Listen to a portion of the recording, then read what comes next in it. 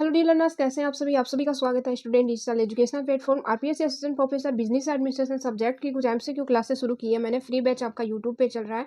तो 2023 RPSC assistant professor की जो वैकेंसी है 2023 की, उसकी जो 6000 क्वेश्चन की जो सीरीज चल रही है स्टूडेंट डिजिटल एजुकेशन प्लेटफॉर्म पे, तो आपको वो MCQ question, practice question, PYQ question totally आपको फ्री प्रोवाइड करवा दिए जा रहे हैं। फ्री ऑफ कॉस्ट आपको क्लासेस प्रोवाइड करवाई जा रही है। आपको रिकॉर्डेड वीडियोज मिल रहे हैं जिसमें 100 क्वेश्चन पर क्लास में आपको मिल रहे हैं। और मैंने जो फर्स्ट पेपर है आपका theory and practice of management की, उसकी जो फर्स्ट यूनिट है उसके 1000 क्वेश्चंस मैंने कवर करवा दिए। अब आपका जो सेकंड यूनिट है पेपर फर्स्ट की बीएडीएम सब्जेक्ट की ऑर्गेनाइजेशन बिहेवियर, उसके 100 क्वेश्चन आपको कवर करवा दिए मैंने। पिछली वाली क्लास अगर आपने नहीं देखी है तो ऑर्गेनाइजेशन बिहेवियर की जो प्लेलिस्ट बनी हुई है RPSC assistant professor business administration organisation behaviour, तो उसमें आपको 1000 क्वेश्चन की सीरीज मिल जाएगी। तो वो क्वेश्चन, वो क्लासें मेरे को लगा कि काफ़ी बड़ी लेंथी क्लास है आपकी, 30 से 35 40 मिनट की जो क्लास है वो मैंने करवाई थी। तो मुझे लगा वो क्लासें थोड़ी बड़ी होगी। तो आज की क्लास में हम करेंगे 50 क्वेश्चन, ओनली 50 क्वेश्चन लेके आई हूँ। मोस्ट इंपॉर्टेंट 50 क्वेश्चन है जो आपको देखने हैं, और उसके जो एक्सप्लेनेशन है, एमसीक्यू क्वेश्चन है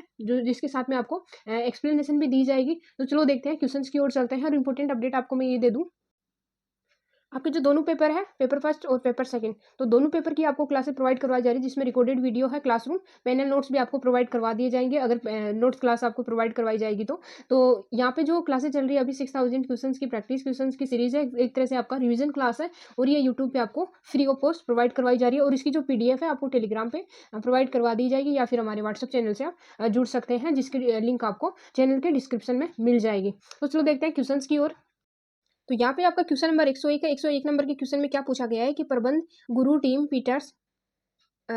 टीम पीटर्स के अनुसार डिजाइन, निर्माण, लेआउट और प्रक्रियाएं लगभग सभी गुणवत्ता में सुधार आता है। तो वो किससे सुधार आता है? Question number 101। 101 का करेक्ट आंसर होगा आपका सरलीकरण, डी ऑप्शन आपका सही हो जाएगा। मैंने 100 क्वेश्चन आपको पहले वाली क्लास में कवर करवा दिए, जिसकी लिंक आपको डिस्क्रिप्शन में मिल जाएगी। क्वेश्चन नंबर 102 है कि आज के प्रबंध समझौतों की गुणवत्ता और उत्पादकता में सुधार के किसी भी प्रयास की सफलता में शामिल करना आवश्यक है। तो क्या आवश्यक है उसके लिए? तो उसके लिए आवश्यक है आपका जो कर्मचारी है, कर्मचारियों को की आवश्यकता होती है। सफलता के लिए कर्मचारियों की आवश्यकता होती है। क्वेश्चन नंबर 3 आपका कि किसी संगठन में सबसे मूल्यवान संपत्ति है। तो एक ऑर्गेनाइजेशन के लिए जो सबसे वैल्यूएबल, मूल्यवान जो संपत्ति है वो क्या होती है? तो आपका जो मनुष्य है वो इसके लिए सबसे महत्वपूर्ण मूल्यवान संपत्ति होती है। कि एक ऑर्गेनाइजेशन को चलाने के लिए ह्यूमंस की आवश्यकता होती है, मनुष्य की आवश्यकता होती है। नेक्स्ट क्वेश्चन की बात करते हैं 104 नंबर। क्वेश्चन नंबर 104 में पूछा गया है कि किस शब्द का उपयोग संगठन स्वैच्छिक और अनैच्छिक स्थायी वापसी से किया जाता है? तो करेक्ट आंसर आपका टर्नओवर, इसका करेक्ट आंसर बी ऑप्शन आपका हो जाएगा। क्वेश्चन नंबर 105 है कि विवेकाधीन व्यवहार है जो किसी कर्मचारी की औपचारिक नौकरी की आवश्यकता का हिस्सा नहीं है, लेकिन जो संगठन के प्रभावी कामकाज को बढ़ावा देता है। तो इसका करेक्ट आंसर आपका हो जाएगा संगठनात्मक नागरिकता, इसका करेक्ट आंसर सी ऑप्शन आपका हो जाएगा। क्वेश्चन नंबर 106 है कि 6 है व्यक्तिगत स्तर के स्वतंत्र चर में निम्नलिखित को छोड़कर सभी शामिल है। तो इनमें से किसको छोड़कर सभी शामिल है? किसमें? व्यक्तिगत स्तर के स्वतंत्र चर में। तो यहाँ पे करेक्ट आंसर आपका हो जाएगा 106 नंबर के क्वेश्चन में नेतृत्व, तो यहाँ पे ए ऑप्शन सही हो जाएगा। क्वेश्चन नंबर 107 है कि निम्नलिखित में से कौन सा कथन क्षमता शब्द के बारे में सच है क्योंकि इसका उपयोग संगठनात्मक व्यवहार क्षेत्र में किया जाता है? तो करेक्ट आंसर आपका 107 नंबर का हो जाएगा इसका बी ऑप्शन। यहाँ पे यह एक व्यक्ति का क्या कर सकता है, इसका एक महत्वपूर्ण इसका एक वर्तमान मूल्य है। ठीक है, क्या इसका करेक्ट आंसर? क्वेश्चन में क्या पूछा गया है कि निम्नलिखित में से कौन सा कथन समता शब्द के बारे में सच है क्योंकि इसका उपयोग संगठनात्मक व्यवहार क्षेत्र में किया जाता है? तो समता के बारे में क्या कहा गया है कि ये एक व्यक्ति का क्या कर सकता है, इसका वर्तमान मूल्यांकन है कि एक व्यक्ति है वो क्या कर सकता है, इसका वर्तमान मूल्यांकन ही समता होता है। क्वेश्चन नंबर 108 है। 108 में पूछा गया है निम्नलिखित में से कौन जीवनी विशेषता नहीं है? तो इसमें कौन सी एक जीवनी विशेषता नहीं है? 108 का करेक्ट आंसर आपका हो जाएगा राजनीति जो संबद्धता है, ये इसका करेक्ट आंसर ए ऑप्शन हो जाएगा। क्वेश्चन नंबर 109 में पूछा गया है कि इवान पावलोव द्वारा किए गए प्रयोगों ने किस सिद्धांत का नेतृत्व किया? तो इन्होंने जो सिद्धांत दिए थे उसका कौन से सिद्धांत का नेतृत्व किया? तो इन्होंने शास्त्रीय अनुकूलन जो सिद्धांत है इसका नेतृत्व किया इवान पावलोव द्वारा। तो करेक्ट आंसर आपका ए ऑप्शन हो जाएगा। क्वेश्चन नंबर 110 है पावलोव का कुत्तों के साथ प्रयोग में मांस की क्या भूमिका थी? तो पावलोव का जो प्रयोग करते थे वो, तो उसमें कुत्तों के साथ जो प्रयोग किया जाता था उसकी क्या भूमिका थी? तो उसकी आपकी जो भूमिका थी बिना इसमें करेक्ट आंसर 110 का हो जाएगा। इसमें बिना शर्त उत्तेजना, ठीक है? बिना शर्त की जो उत्तेजना है, डी ऑप्शन आपका यहाँ पे करेक्ट हो जाएगा।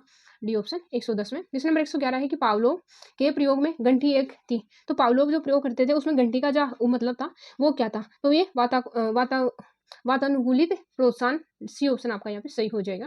क्वेश्चन नंबर नेक्स्ट क्वेश्चन की बात करते हैं।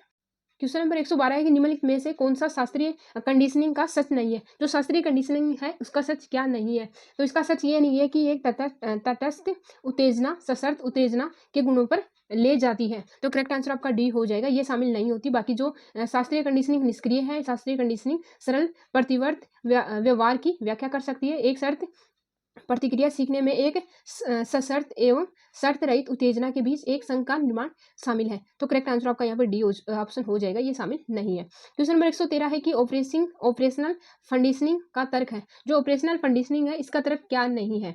क्या है पूछा इसमें? व्यवहार के परिणामों का एक कार्य। तो करेक्ट आंसर आपका यहाँ पे सी ऑप्शन हो जाएगा। क्वेश्चन नंबर 114 है कि निम्नलिखित शोधकर्ताओं में से किसने सोचा था कि सुदृढ़ीकरण केंद्रीय कारक में व्यवहार परिवर्तन शामिल था? तो क्वेश्चन नंबर 114 का करेक्ट आंसर आपका स्कैनर, सी ऑप्शन सही हो जाएगा। क्वेश्चन नंबर 115 है ऑपरेटिव कंडीशनिंग के अनुसार जब व्यवहार को प्रबलित नहीं किया जाता फिर से होने वाले उस व्यवहार की संभावना क्या होती है? तो 115 का करेक्ट आंसर आपका हो जाएगा, यह गिरावट आती है। ठीक है, बी ऑप्शन आपका सही हो जाएगा। नेक्स्ट क्वेश्चन की बात करते हैं। क्वेश्चन नंबर 116 है कि हम उस दृश्य को क्या कहते हैं जिसे हम अवलोकन और प्रत्यक्ष अनुभव दोनों के माध्यम से सीख सकते हैं? तो उसको क्या कहा जाता है? 116 का करेक्ट आंसर आपका हो जाएगा सामाजिक शिक्षण सिद्धांत। सामाजिक शिक्षा सिद्धांत, सी ऑप्शन आपका यहाँ पे सही हो जाएगा क्वेश्चन नंबर 116 में। क्वेश्चन नंबर 117 है कि एक मॉडल पर होने वाले प्रभाव को निर्धारित करने के लिए 4 प्रक्रियाएं पाई गई है। निम्नलिखित में से कौन सी उन प्रक्रियाओं में से एक नहीं है? तो यहाँ पे 4 प्रक्रियाएं दी गई है, उनमें एक प्रक्रिया है जो इनमें शामिल नहीं है। तो क्वेश्चन नंबर 117 का करेक्ट आंसर आपका जो परिणामी प्रक्रियाएं हैं ये इसमें शामिल नहीं है, जो डी ऑप्शन आपका सही हो जाएगा। बाकी ये प्रक्रियाएं आपकी शामिल है ध्यान प्रक्रियाएं, अवधारण प्रक्रियाएं और मोटर प्रजनन प्रक्रियाएं। तो करेक्ट आंसर आपका डी ऑप्शन हो जाएगा। क्वेश्चन नंबर 118 है कि निम्नलिखित में से कौन सी प्रक्रिया किसी व्यक्ति के मॉडल की कार्यवाही को उचित तरह से याद करती है? यह आसानी से उपलब्ध नहीं है। तो 118 का करेक्ट आंसर आपका हो जाएगा अवधारणा कॉन्सेप्ट, आपका बी ऑप्शन सही हो जाएगा। नेक्स्ट क्वेश्चन की बात करते हैं। क्वेश्चन नंबर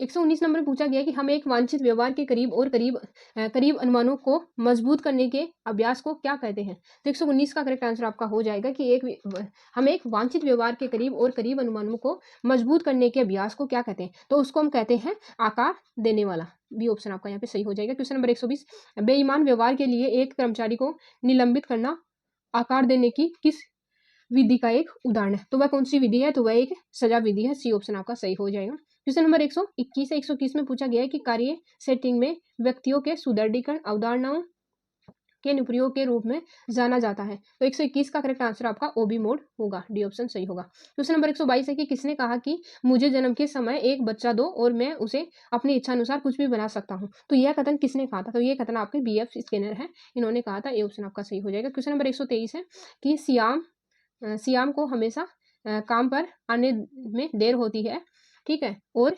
प्रबंधक अपनी वेतन वृद्धि में कटौती करता है, इसका एक उदाहरण है। तो ये किसका एक एग्जाम्पल है? तो यह आपका सजा का एग्जाम्पल है कि जो श्याम है वो अगर काम पे लेट आता है तो उसके वेतन में कटौती की जाती है। तो सी ऑप्शन आपका सही हो जाएगा। क्वेश्चन नंबर 124 है कि वह प्रक्रिया क्या है जिसके द्वारा व्यक्ति अपने संवेदी छापों को पर्यावरण हेतु व्यवस्थित और व्याख्या करते हैं? तो करेक्ट आंसर आपका 124 का हो जाएगा धारणा, यहाँ पर डी ऑप्शन सही होगा। क्वेश्चन नंबर 125 है कि एक ही समय में दो लोग एक ही चीज को देखते हैं फिर भी इसकी अलग तरह से व्याख्या करते हैं, जो उनके प्रसार संबंधी धारणाओं को आकार देने के लिए काम करते हैं। तो क्वेश्चन नंबर 125 है, इसका करेक्ट आंसर आपका धारणा, ए ऑप्शन सही हो जाएगा।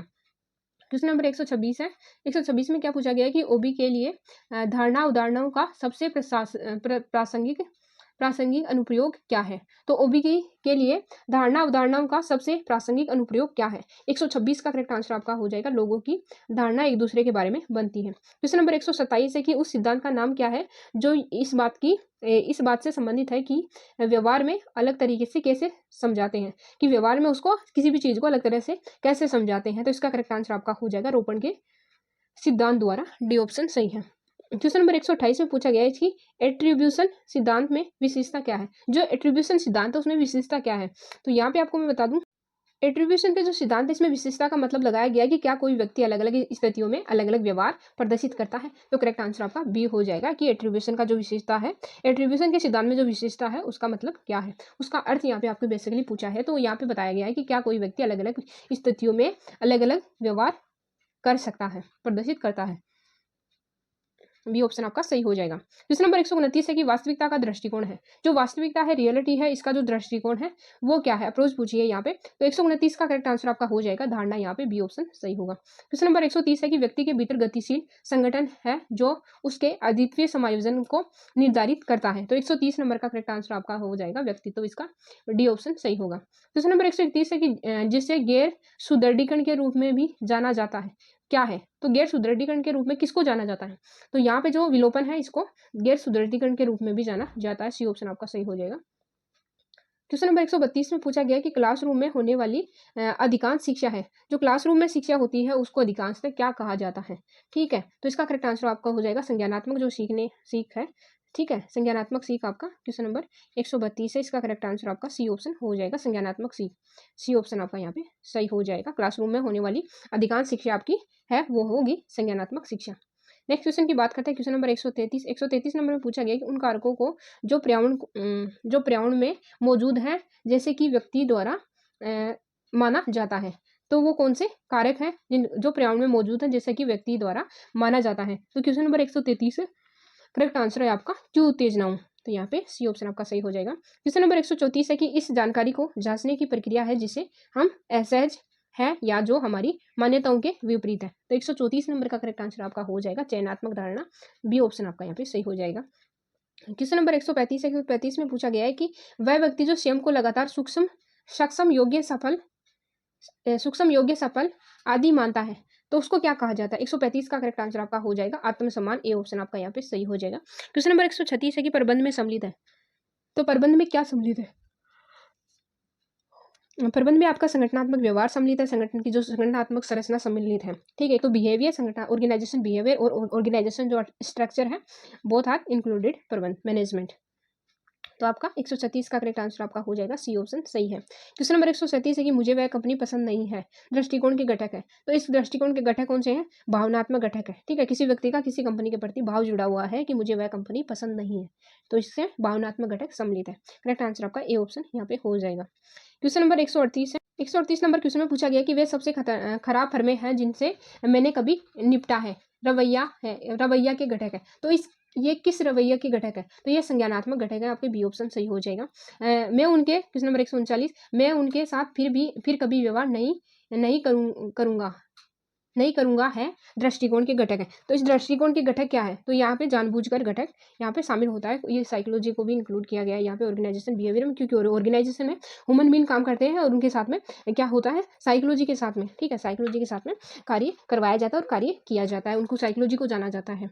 ठीक है, ऑर्गेनाइजेशन बिहेवियर ये क्वेश्चन नंबर 140 में पूछा गया कि निम्नलिखित में से कौन सा दृष्टिकोण को मापने की एक विधि है? तो दृष्टिकोण को मापने की एक विधि कौन सी है? क्वेश्चन नंबर 140 इसका करेक्ट आंसर आपका हो जाएगा उपरोक्त सभी राय का साक्षात्कार, स्केलिंग तकनीक और उपरोक्त सभी, डी ऑप्शन आपका सही हो जाएगा। क्वेश्चन नंबर 141 है कि ओबी का लोकतांत्रिक मॉडल का आधार है। तो ओबी के मॉडल्स के बारे में बात करेंगे तो यहाँ पे लोकतांत्रिक जो मॉडल है इसका आधार क्या है? तो यहाँ पे शक्ति इसका आधार है, बी ऑप्शन यहाँ पे माना गया है। क्वेश्चन नंबर 142 है ओबी के कस्टोडियल मॉडल का आधार है। जो कस्टोडियल मॉडल है इसका आधार क्या है? तो 142 का करेक्ट आंसर आपका हो जाएगा आर्थिक संसाधन, इसका करेक्ट आंसर ए ऑप्शन हो जाएगा। नेक्स्ट क्वेश्चन की बात करते हैं, क्वेश्चन नंबर 143 में पूछा गया है कि ओबी का सहायक मॉडल का आधार है। तो जो सहायक मॉडल है इसका आधार आपका माना गया है, सहायक मॉडल का आधार है आपका नेतृत्व।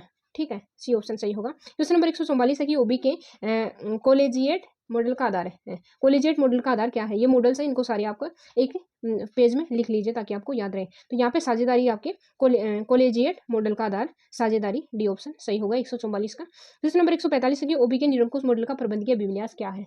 तो ओबी के जो निरंकुश मॉडल है, निरंकुश मॉडल का आपका प्रबंधकीय अभिविन्यास यहाँ पे करेक्ट आंसर आपका हो जाएगा प्राधिकरण, ए ऑप्शन सही होगा। क्वेश्चन नंबर 146 है, 146 में पूछा गया है, 146 में पूछा गया कि ओबी के सहायक मॉडल, जो सहायक मॉडल है इसका प्रबंधकीय अभिविन्यास क्या है? तो सहायक मॉडल का प्रबंधकीय अभिविन्यास होगा सहयोग, ठीक है, सहायक और सहयोग, इसे आप समझ सकते हैं। क्वेश्चन नंबर 147 है कि ओबी के कस्टोडियल मॉडल का प्रबंधकीय अभिविन्यास क्या है? तो यहाँ पे कस्टोडियल मॉडल के बारे में पूछा गया 147 नंबर के क्वेश्चन में। तो यहाँ पे पैसा कस्टोडियल मॉडल का अभिविन्यास माना गया है। क्वेश्चन नंबर 148 है, 148 में पूछा गया है कि ओबी के कोलेजियम मॉडल का प्रबंधकीय अभिविन्यास क्या है? तो कोलेजियम जो मॉडल है इसका प्रबंधकीय अभिविन्यास आपका रहेगा D option team work, D option सही होगा। क्वेश्चन नंबर 149 है कि कर्मचारियों को निरंकुश मॉडल से मिलने की जरूरत है। तो कर्मचारियों को निरंकुश मॉडल से मिलने की क्या है? जरूरत है जीवन निर्वाह के लिए, ए ऑप्शन आपका यहाँ पे सही हो जाएगा, यहाँ पे डी है। क्वेश्चन नंबर 150 है, लास्ट क्वेश्चन है, कर्मचारियों को कस्टोडियल मॉडल से मिलना चाहिए।